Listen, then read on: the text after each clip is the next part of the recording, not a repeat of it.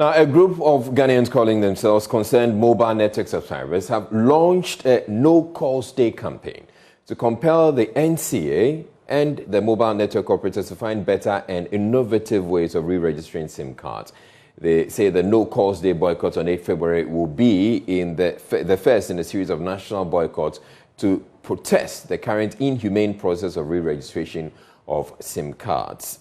Now, they are demanding that the registration is carried out without having subscribers spend productive hours and several days in long queues in the midst of a ravaging COVID-19 pandemic, insisting there is currently no law in Ghana that has registered Ghanaian mobile network subscribers to register their SIM cards. Now, Selon Brantier is one of 14 Ghanaians, including Samson Gladiayeni, Professor Raymond Atogua, Kofi Bentil, Franklin Kujo, among others, who are behind this group. Thankfully, he joins us on phone. Good evening, and thank you for making time to speak with us. Now, how do you expect mobile phone users, to participate in this no-calls day boycott, and how exactly are you going to roll it out?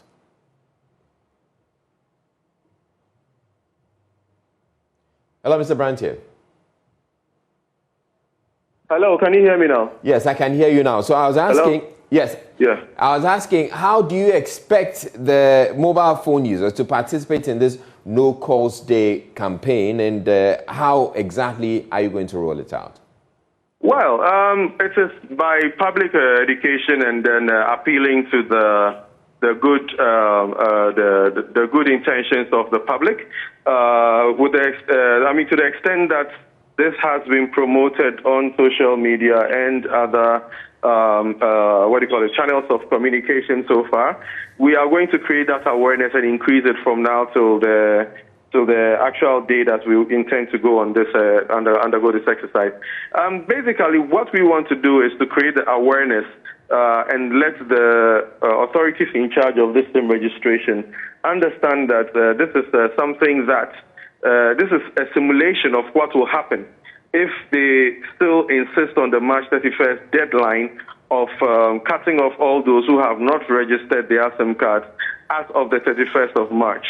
And it is an indicative factor also to the telcos that this is the kind of loss in network traffic that's going to happen, as well as the consequent effects on the whole Ghanaian economy as a whole.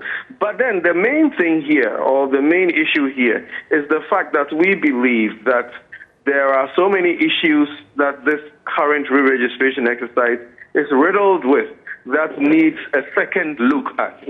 And this is a way to let the general public also partake in the activity to ensure that we send a resounding message to those who are running the system to understand that Ghanaians are not pleased with what is going on, and therefore we need them to have a second look at the processes that are involved.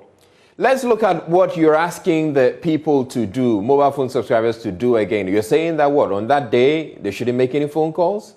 Yes, we are asking all Ghanaians who believe in what we are doing or who have been inconvenienced by this re-registration exercise and who are not pleased with the mode in which it's being conducted to not make phone calls on that day or receive phone calls on that day.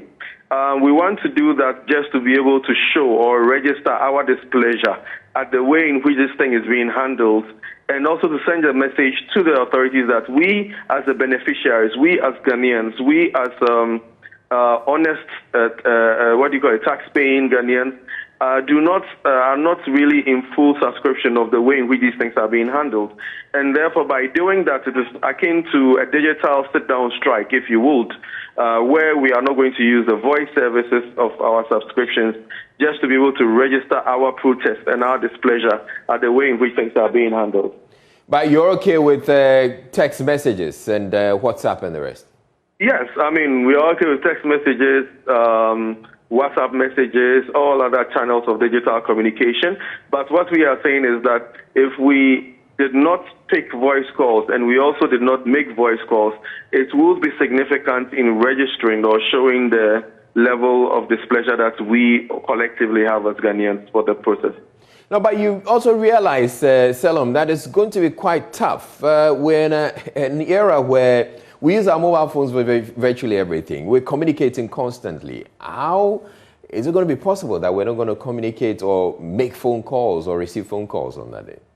Well, nothing that is, what do you call it? Nothing that is embarked on is easy. And here we are just trying to send a signal, and we want to make ourselves heard by not talking. Sometimes you would have to run certain things in silence, and it is an inconvenience, basically, if you are not able to communicate. But we are doing this, or we are sacrificing this particular activity, or sacrificing our ability to make these voice calls, just to demonstrate that this is the kind of thing that we are going to lose on the 31st of March if this kind of this attitude of non-committance by the NCA and associated bodies are concerned. This is what is going to happen eventually. This is what the NCA deems to be the right way to solve the problem. And therefore, by doing this, we are also trying to demonstrate to them that that is not the best way to do it. And the fact that we are proceeding on this should be something that will show the level of our displeasure. If we are willing to dispense of the chance of doing voice calls. NCA lawyer Poku Edusei, he's also actually on the line. He's joined us. We'll be speaking with him shortly. But he has a post on his Facebook page, and it reads, "When people speak as if they know all the laws of Ghana, I shudder. Claims that there is no law that requires SIM cards to be registered or re-registered is bogus, to say the least.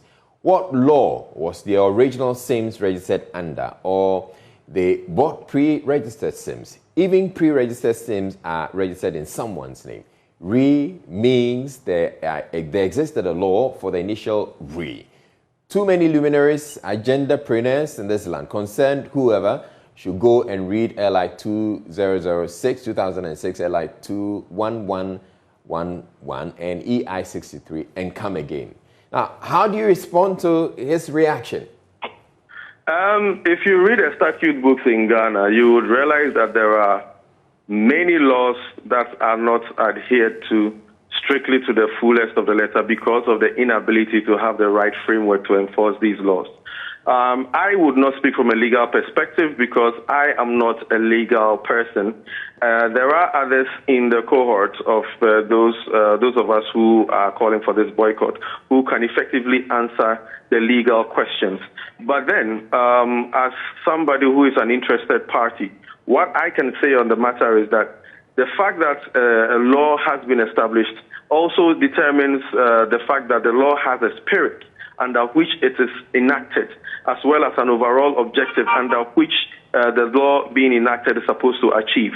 It is better to look at it holistically in that context instead of picking out aspects of it to push your case, if that was the word to use, and just to then exercise whatever powers you have just because you feel you are compelled to do so, or it is at your convenience to do so. Laws are made to regulate public activity or to regulate the activity of humans, and laws are not made to restrict or inconvenience humans.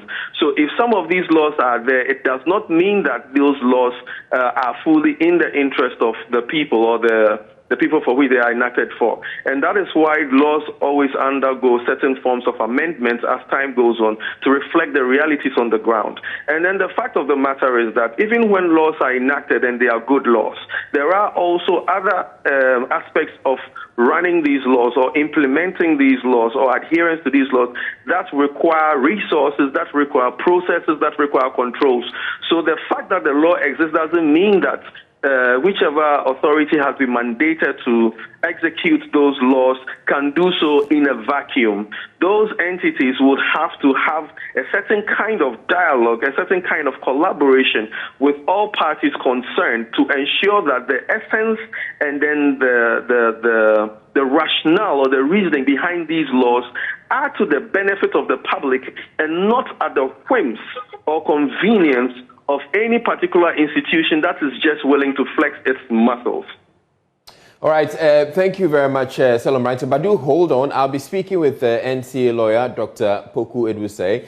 Good evening to you, Dr. Poku Edusei. So let's talk about your response to the subscribers and the concerned Ghanaians. Which law forms the basis of SIM registration exactly?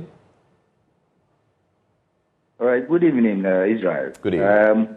I think in my post, the laws, at least I mentioned 3 of them. Yeah. Which is the SIM regulation passed in 2011, LI 2006. It exists. And in the LI, it says that the NCA must issue directives and it must be complied with. Also, all network operators or service providers are mandated to ensure that the regulations are complied with in the issuance of SIM. It goes on in paragraph 2 to state that no SIM card should be activated until it has been registered. So this law has been in force since 2011.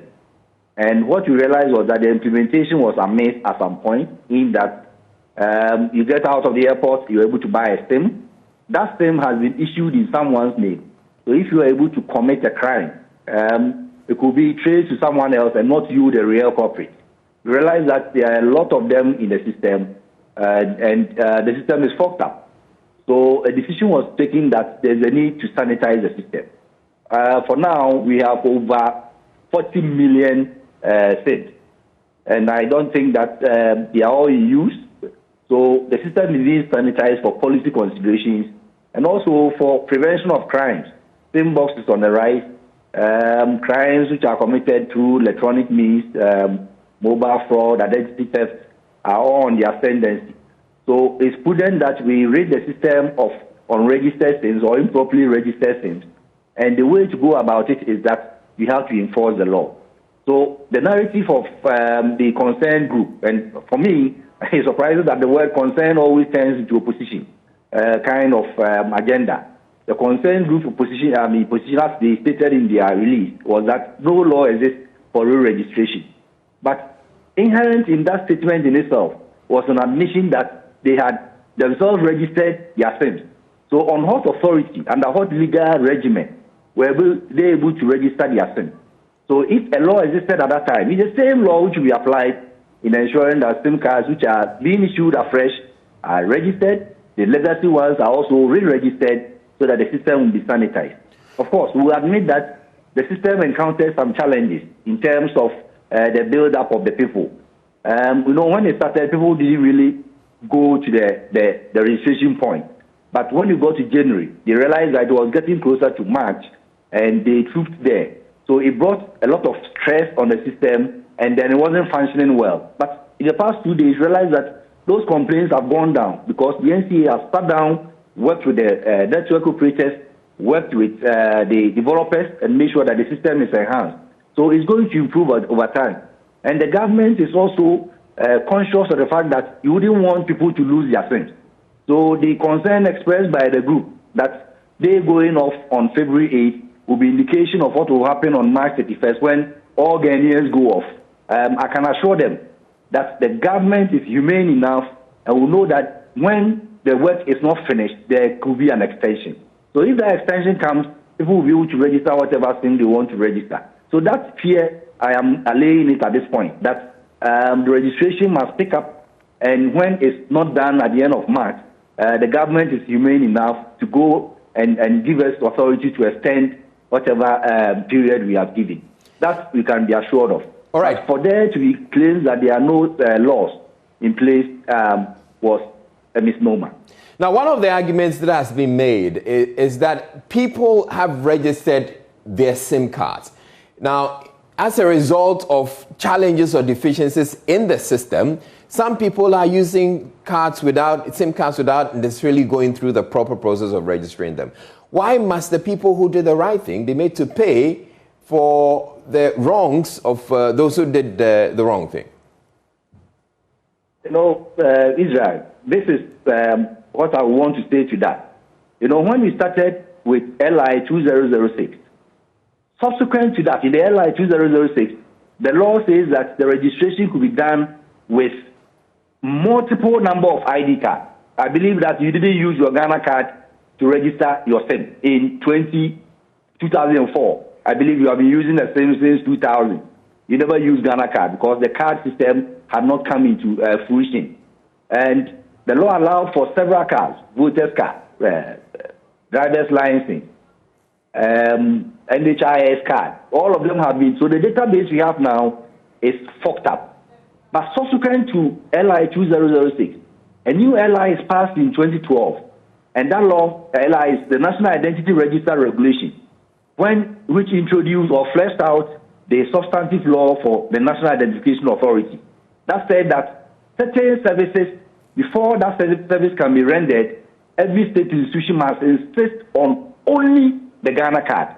So by implication and by interpretation, the use of a plethora of ID cards has been changed by a new regime in which Ghana card has been made mandatory. So as it is, until we started this process, I would say that over 99% of people had not used Ghana card to register their SIM. So it means that the law, after being changed, requires that we comply with the new regime, and that new regime insists on a single card, which is a Ghana card issued by the National Identification Authority. Hence the change.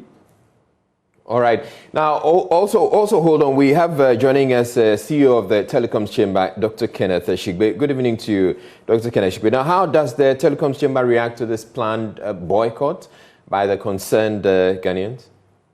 Well, Israel, good evening. Good evening. Well, to tell you the truth, today has been a very busy day for me. I've seen the statement.